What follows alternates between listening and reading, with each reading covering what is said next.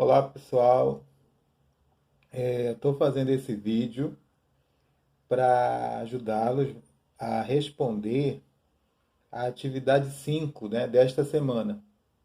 E eu queria falar de dois pontos importantes. O primeiro é o feminicídio e o segundo é a automutilação. O feminicídio, ele é um crime qualificado contra a vida, previsto no artigo 121, parágrafo 2º, inciso 6º. Então, mas ele é cometido apenas contra a mulher por razões da condição, de uma condição especial que eu vou falar. Então, o sujeito ativo do feminicídio pode ser homem ou pode ser mulher. E o sujeito passivo só pode ser a mulher. Só que dentro de uma situação de vulnerabilidade para a vítima, num contexto caracterizado por relação de poder e submissão.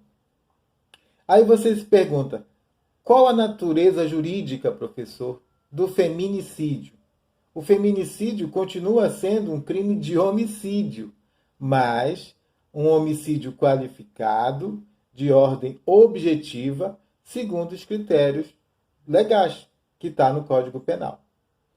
A jurisprudência brasileira tem decidido no seguinte sentido, no caso, o STJ, para efeito de atualidade de vocês. Não caracteriza bis in idem o reconhecimento das qualificadoras de motivo torpe e de feminicídio no crime de homicídio praticado contra a mulher em situação de violência doméstica e familiar. Isto se dá porque o feminicídio é uma qualificadora de ordem objetiva. Vai incidir sempre que o crime estiver atrelado à violência doméstica e familiar propriamente dita, enquanto que a torpeza é de cunho subjetivo, ou seja, continuará adstrita aos motivos que levaram um indivíduo a praticar o delito. Esse é o entendimento da sexta turma do STJ. Uma outra novidade é que o feminicídio tem uma pena aumentada de 1/3 até a metade se ele for praticado durante a gestação ou nos 3 meses posteriores ao parto, né? E segue as outras hipóteses, que eu não vou ler aqui, cabe a vocês estudarem os incisos, né, do dispositivo legal que está no parágrafo 7º. Um outro item importante que eu quero destacar para vocês é a automutilação.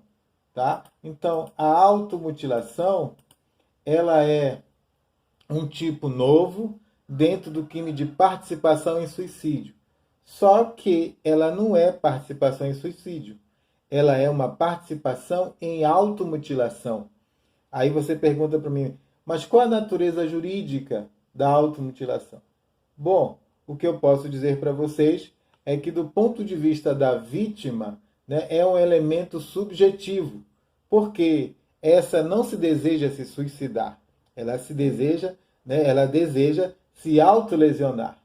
Então, aquelas regras da tentativa de suicídio que nós consideramos como condição de punibilidade, elas também se aplicam à automutilação. Da mesma forma, a questão da vulnerabilidade absoluta da vítima, porque o agente não responde por participação em automutilação, né? Mas por lesão gravíssima ou morte, nos termos do parágrafo 6º e 7º. Uma outra novidade trazida pela Lei 13.968 de 2019 é o aumento da pena. Então, o parágrafo 3º diz, né, com relação ao inciso 1º, que a pena é duplicada se o crime é praticado por motivo egoístico, mas acrescentou o motivo torpe ou o motivo fútil. Tá?